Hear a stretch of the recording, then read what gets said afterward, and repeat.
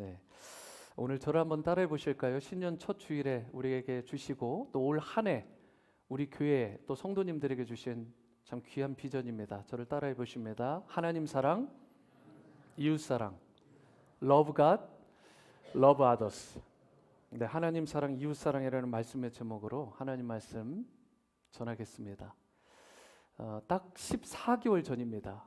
지난 2021년 가을에 11월에 우리 온누리 교회 부흥의 강사님으로 오셨던 정승용 목사님이 계십니다. 많은 분들이 다 기억하시죠? 이분이 담임하시던 대전의 늘사랑 교회에 대해서 거기에서 하셨던 목회 사역에 대해서 자바 커피숍에 가가지고 저희가 장시간 저희 교회 사역도 나누고 함께 교통했던 그런 좋은 시간을 가질 수 있었습니다.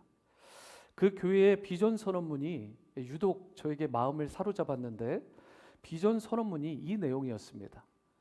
예수 그리스도의 위대한 선교 사명과 위대한 사랑 계명에 순종하여 복음으로 민족과 열방을 섬기는 제자 공동체.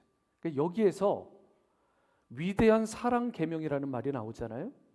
그게 교회의 절대 가치, 절대 비전입니다. 그 교회에. 그런데 그 위대한 사랑 계명이 뭐죠? 오늘 우리가 방금 전에 읽었던 마태복음 22장 37절에서 40절 말씀을 모토로 그 말씀을 뽑은 것입니다. 그 비전을 뽑아낸 거죠.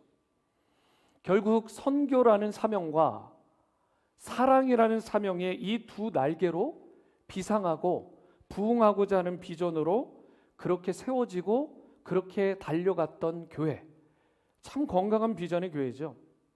그 덕분인지 몰라도 실제로 정승용 목사님이 목회하실 때 대전 늘사랑 교회는 지역사회를 뛰어넘어서 한국 교계에서 주목받던 가장 건강한 교회 중에 하나로, 그리고 가장 영향력 있는 교회 가운데 하나로 그렇게 칭찬듣고 쓰임받았던 교회입니다. 지금도 물론 귀한데 그 파운데이션을 정승용 목사님이 이 비전을 중심으로 온 교인들과 함께 세운 것입니다.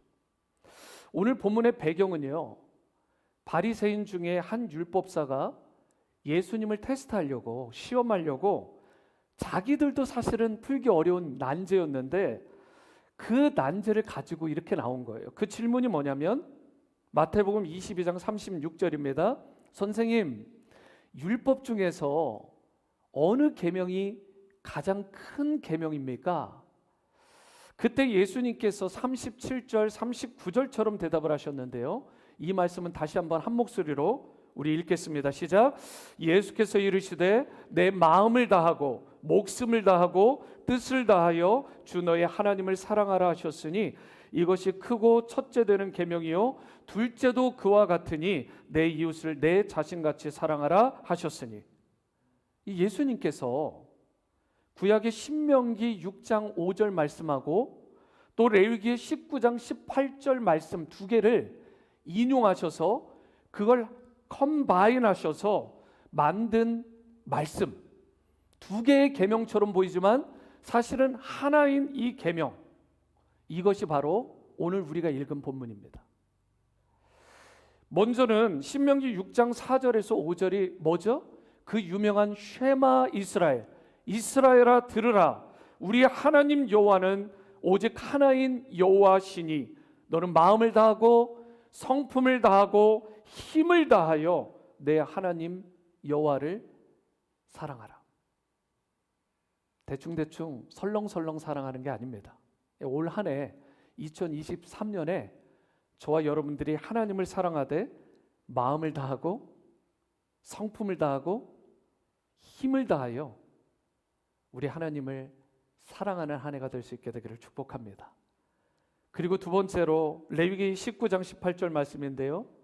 원수를 갚지 말며 동포를 원망하지 말며 이웃 사랑하기를 내 몸과 같이 하라. 나는 여호와니라. 하나님께서 도장을 꽝 찍으신 거죠. 내가 분명하게 말한다. 내 이웃을 내 몸처럼 사랑해라. 신명기 6장 말씀과 레위기 19장 이 말씀 두 가지를 합해서 만들어진 마태복음 22장 37절에서 39절, 하나님을 사랑하고 이웃을 사랑하라는 이 말씀. 여러분, 성경 전체에 수많은 이야기들이 있잖아요.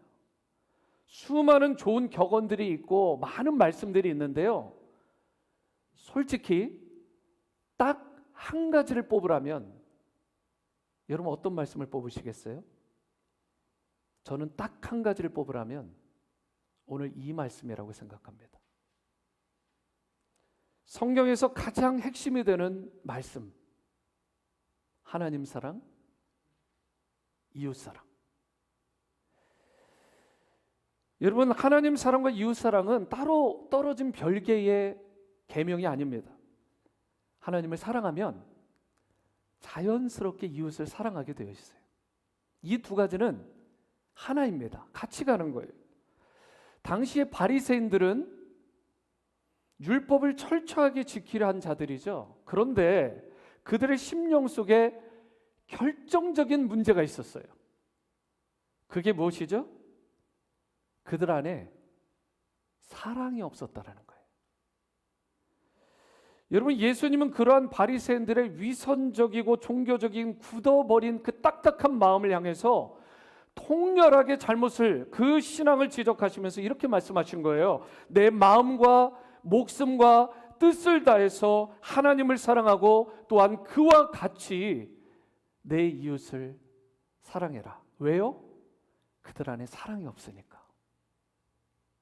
모든 걸 다 하는데, 모든 걸 다 갖춘 것 같은데, 모든 걸 다 준수하는 것 같은데 정작 그 안에 사랑이 없으니까. 여러분, 그 모든 것들은 헛되라는 것입니다. 헛되다는 거예요.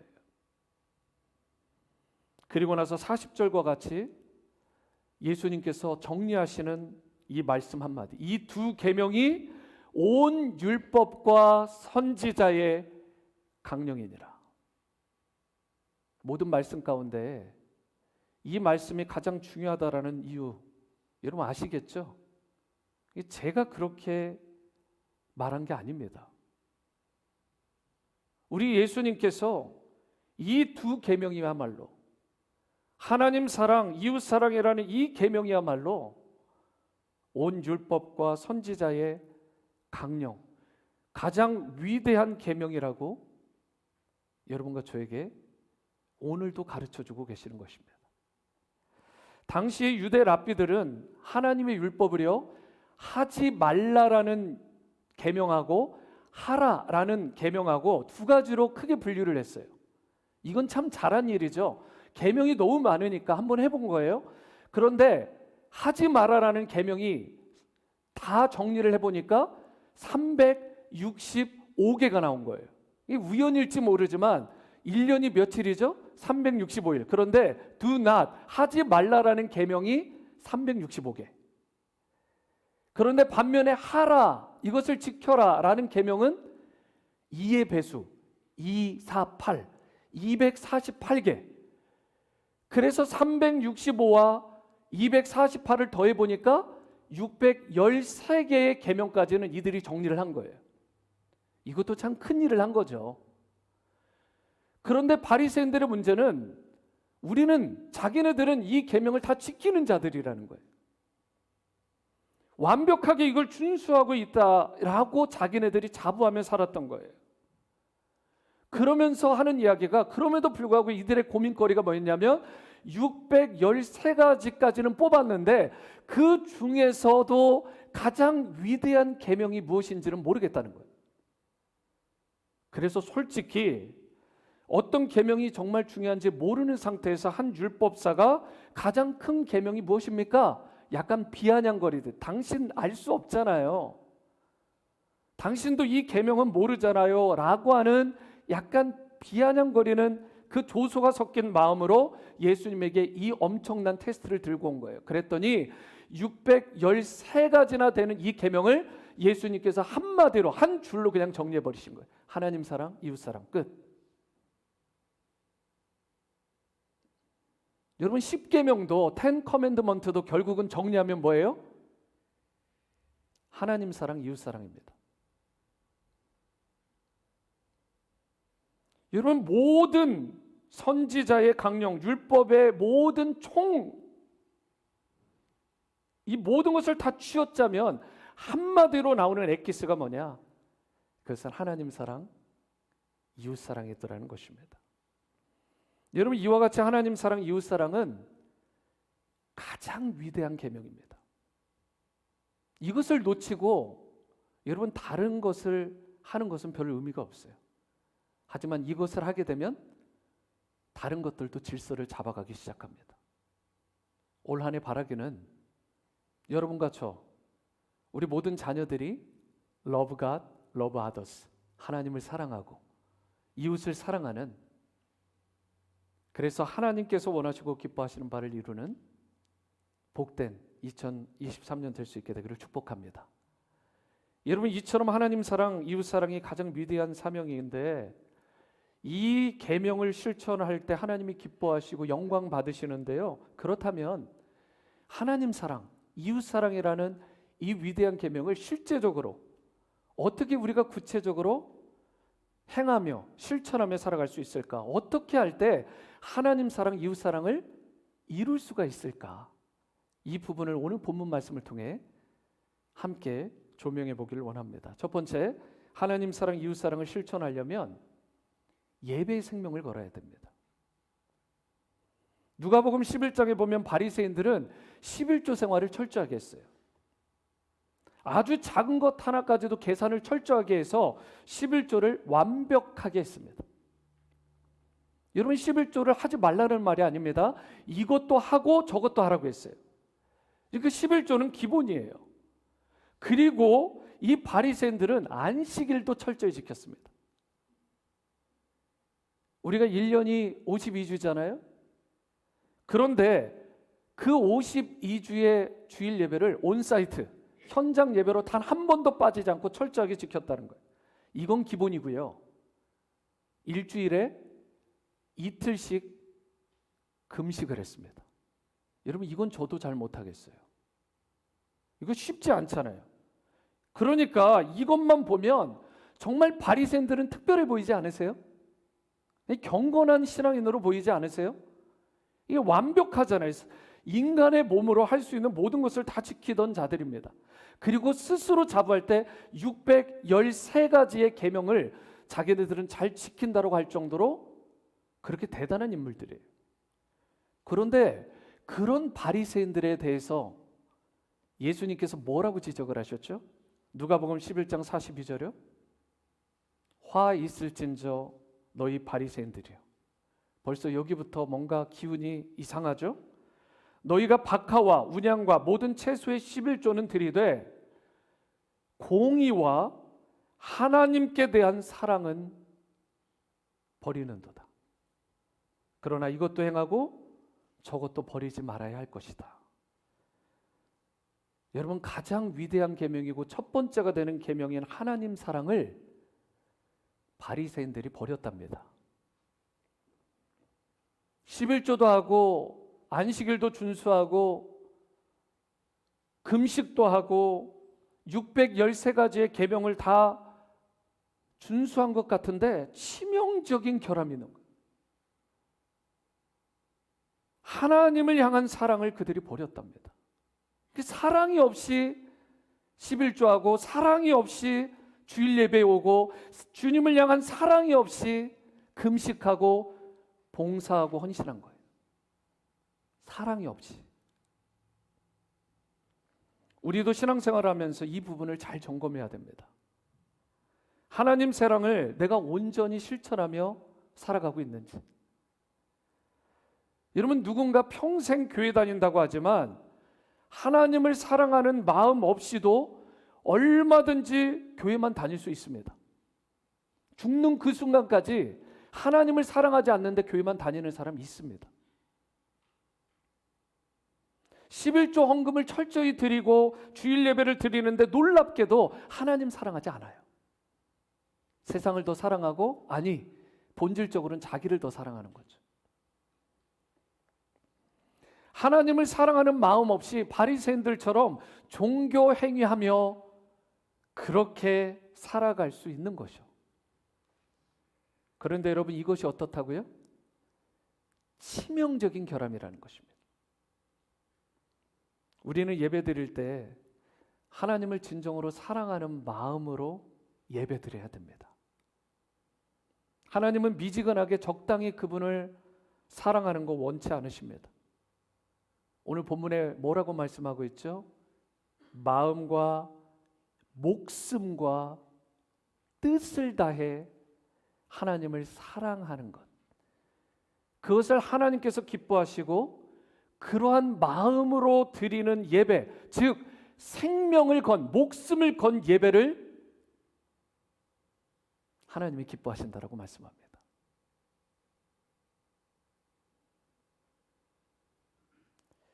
여러분 예배를 드릴 때 하나님을 사랑할 때 분명히 말씀했잖아요. 마음과 목숨 그리고 뜻을 다해서 사랑하고 드려야 된다.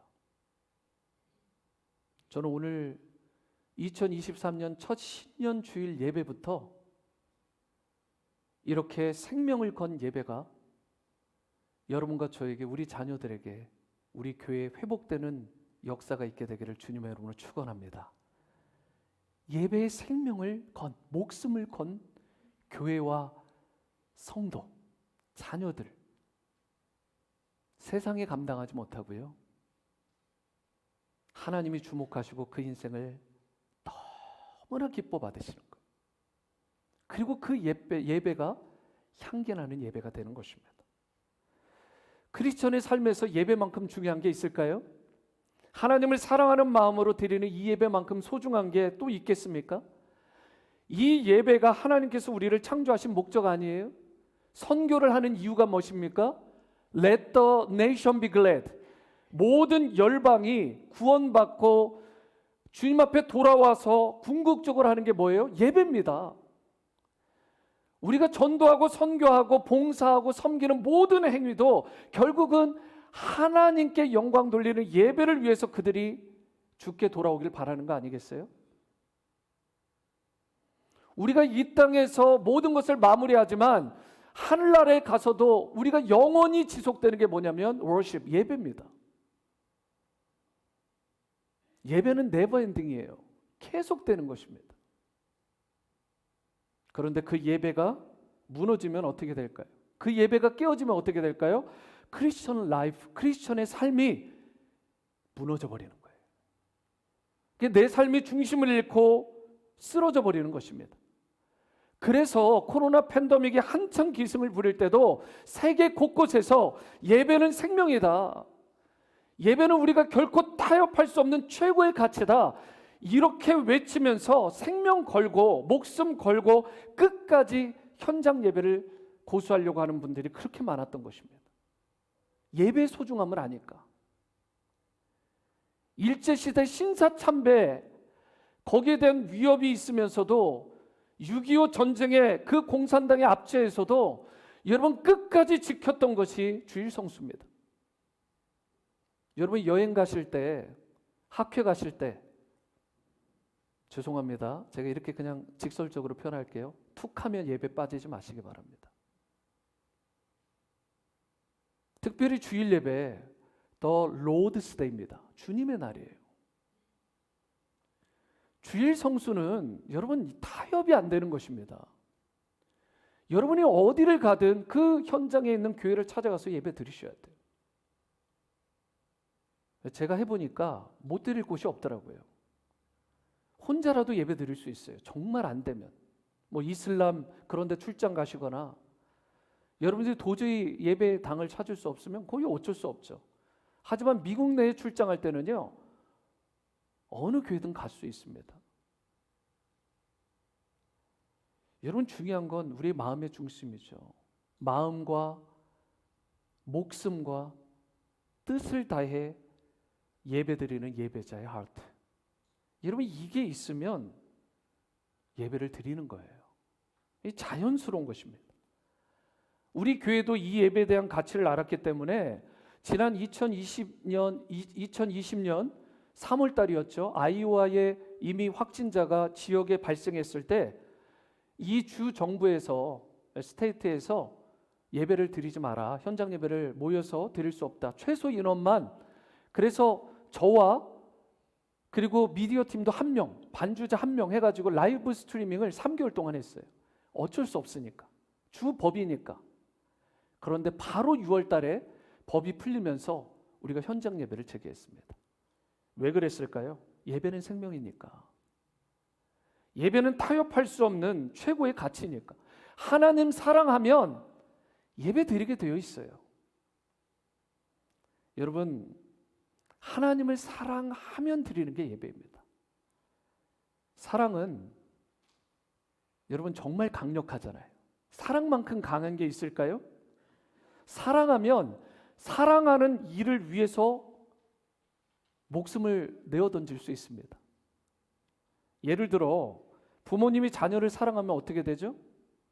솔직히 부모 된 분들 다 아시죠?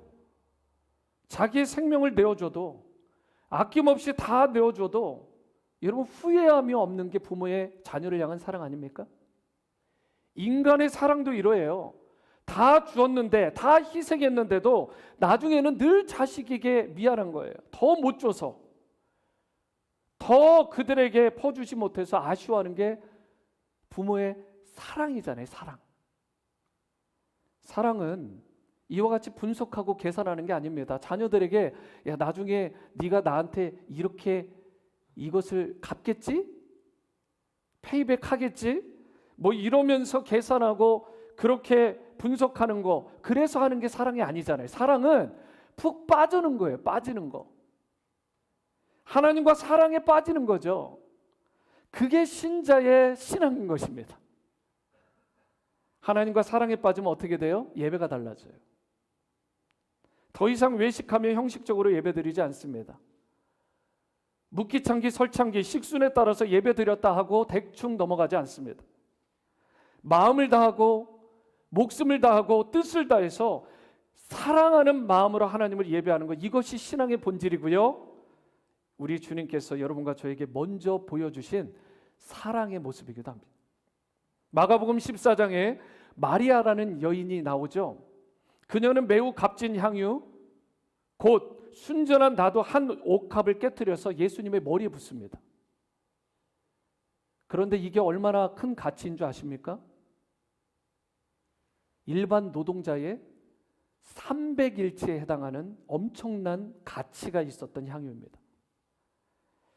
이것이 당시에는 일종의 결혼 지참금처럼 쓰이던, 그래서 이 여인에게는 어쩌면 자신의 재산 목록 1호가 고가의 향유였을 거예요. 아니, 자신에게 가장 소중한 것을 넘어서, 아니 어쩌면 자신의 전부를 예수님께 쏟아부었는지 모릅니다. 여러분, 이처럼 예수님을 마리아처럼 사랑하잖아요. 그러면 묻거나 따지지 않습니다. 계산하지 않아요. 그냥 드리는 거예요. 이제 새해가 밝았는데요, 여러분과 제가 정말 마리아처럼 예수님을 진정으로 사랑할 수 있게 되기를 바랍니다. 자신의 귀한 것을 아끼지 않고 마음과 목숨과 뜻을 다해서 주님을 예배하는 예배자들로 더욱더 회복되는 올 한 해가 될 수 있게 되기를 바랍니다.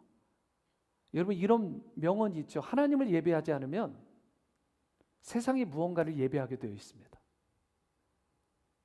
그러므로 여러분, 워십이라는 단어의 의미처럼 최고의 가치들, 즉 시간과 물질과 몸과 생명과 재능, 나의 현재와 미래, 그 모든 최고의 가치를 기쁨으로 주님 앞에 돌려드리는 참된 예배자, 주님이 기뻐하시는 그러한 온전한 예배자로 주님 앞에 쓰임받게 되기를 주님의 이름으로 축원합니다. 두 번째는 섬김의 열정을 쏟아야 돼요. 섬김의 열정을 쏟아야 됩니다. 크리스천의 삶은 말만으로 충분하지가 않죠. 행함이 있어야 됩니다. 특히 기꺼이 나누고 베푸는 삶, 섬김의 열정을 쏟는 삶을 살아야 돼요. 39절 말씀을 보시겠습니다.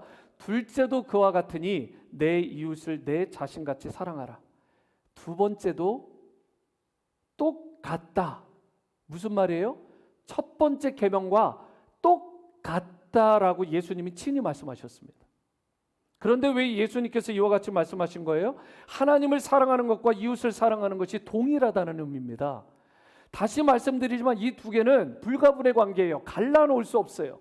떼어놓을 수 없습니다. 같이 가는 거예요. 한 세트입니다.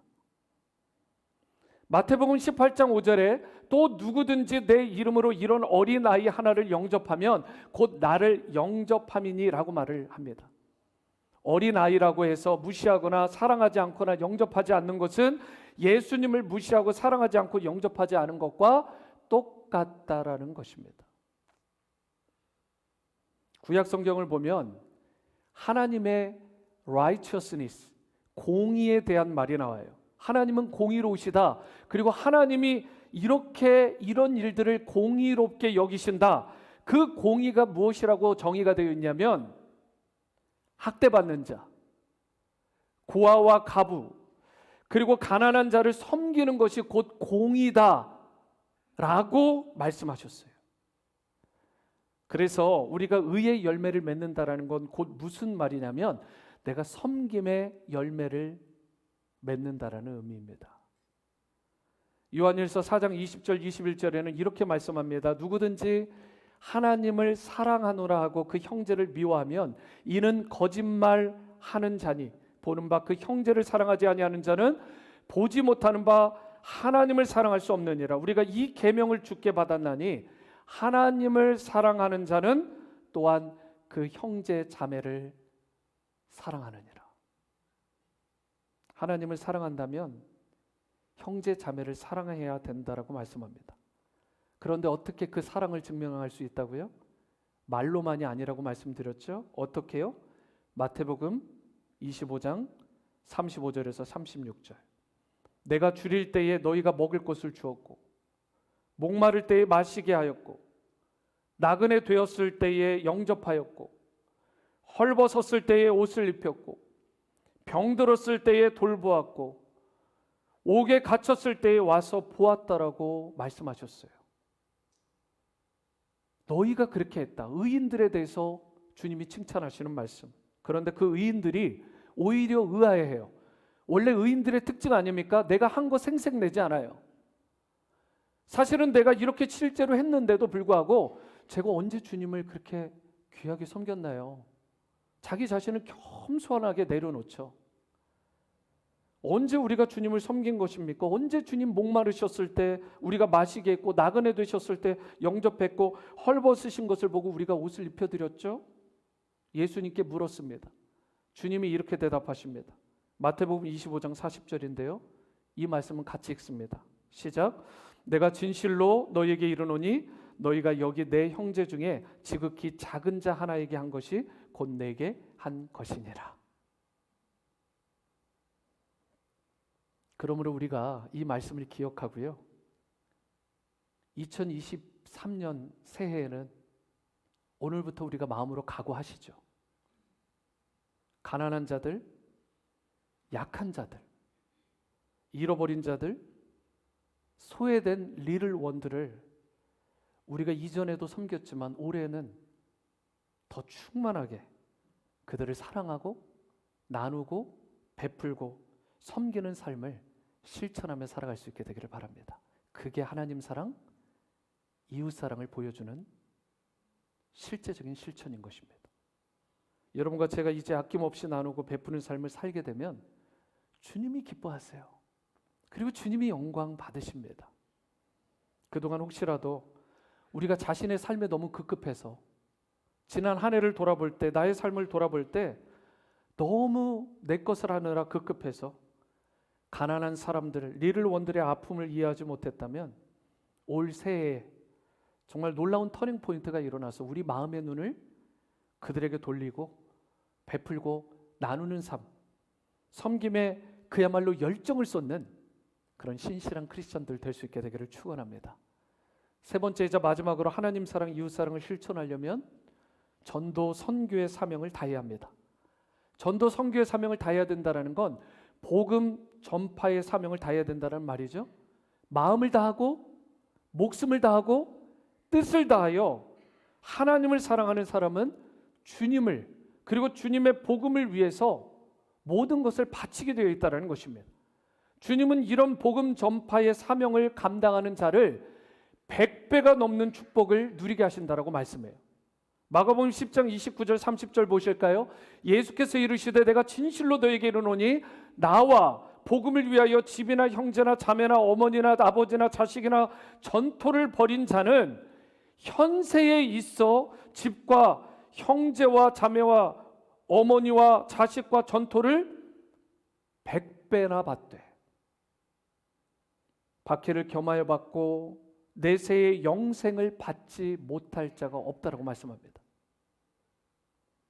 주님을 사랑하는 사람은 주님 때문에 받는 고난이 있을 수 있습니다. 하지만 진짜 주님을 사랑하다가 주님을 위해서 고난받는 사람은요, 그걸 원망하거나 불평하지 않아요.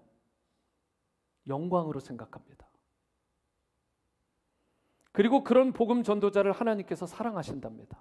그리고 기뻐하시고 인정하시고 그에게 복을 내려주신다라고 말씀하고 있어요. 현세에도 잘 되지만 내세에서 더 잘 되는 복을 주시는 거예요. 또한 마태복음 10장 40절을 보시면 너희를 영접하는 자는 나를 영접하는 것이요 나를 영접하는 자는 나를 보내신 이를 영접하는 것이니라 라고 말씀하는데요, 예수님의 제자들을 영접하지 않는 것은 예수님을 영접하지 않는 것과 같다, 이렇게 말을 합니다. 그만큼 전도와 선교의 사명을 감당하는 자, 복음 전도자를 주님께서 귀하게 보신다는 의미입니다. 존귀하게 보세요. 마태복음 10장 9절에서 15절도 보시겠습니다. 너희 전대에 금이나 은이나 동을 가지지 말고 여행을 위하여 배낭이나 두벌 옷이나 신이나 지팡이를 가지지 말라. 이는 일꾼이 자기의 먹을 것 받는 것이 마땅함이라. 어떤 성이나 마을에 들어가든지 그 중에 합당한 자를 찾아내어 너희가 떠나기까지 거기서 머물라. 또 그 집에 들어가면서 평안하기를 빌라.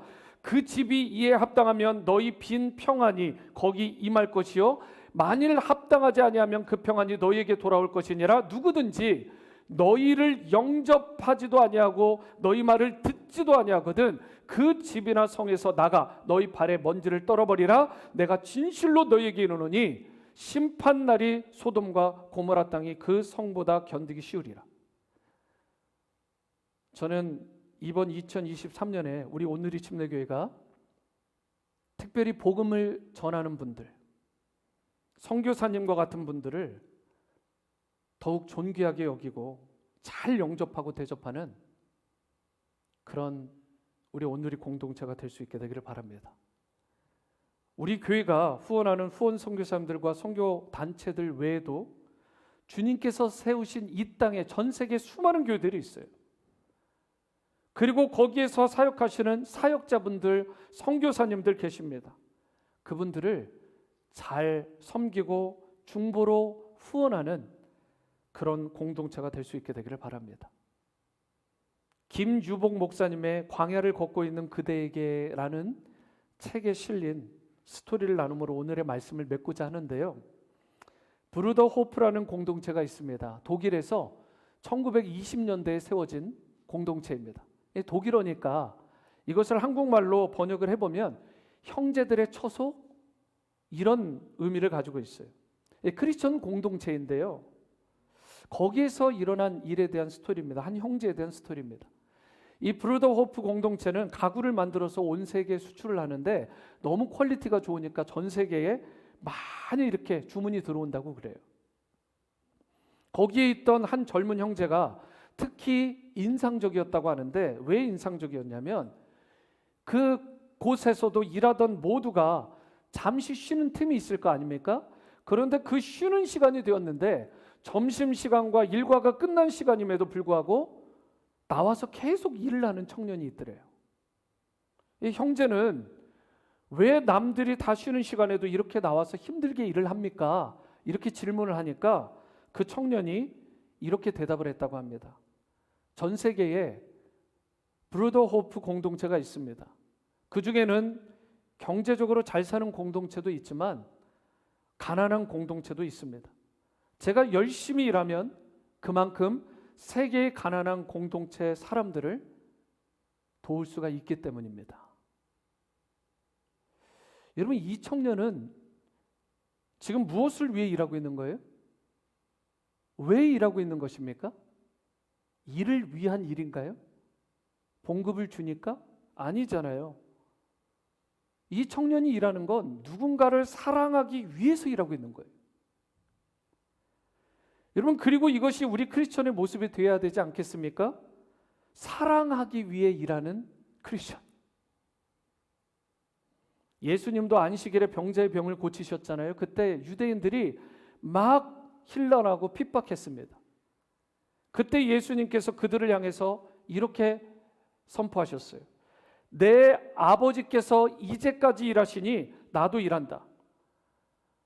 우리 주님은 병 때문에 좌절하고 낭망한 사람들을 보시고 그게 안식일이든 그게 당신께서 몸이 피곤하고 너무나 지쳐있는 상황이든 케어하지 않으시고 온전하게 그들을 하시고자 사랑의 마음으로 예수님은 일하신 거예요.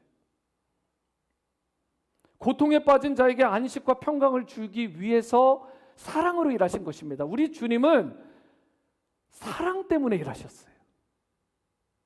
그리고 우리도 예수님을 본받는 자답게 사랑 때문에 일해야 될 줄 믿습니다.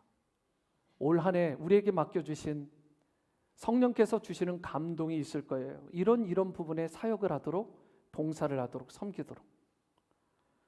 여러분, 그 일을 할 때 하나님을 사랑하기 때문에, 하나님께서 나에게 베풀어 주신 그 사랑이 너무 크기 때문에 사랑에 반응해서 사랑 때문에 일하는, 봉사하고 섬기고 전도 선교에 힘쓰는 여러분과 제가 될 수 있게 되기를 바랍니다.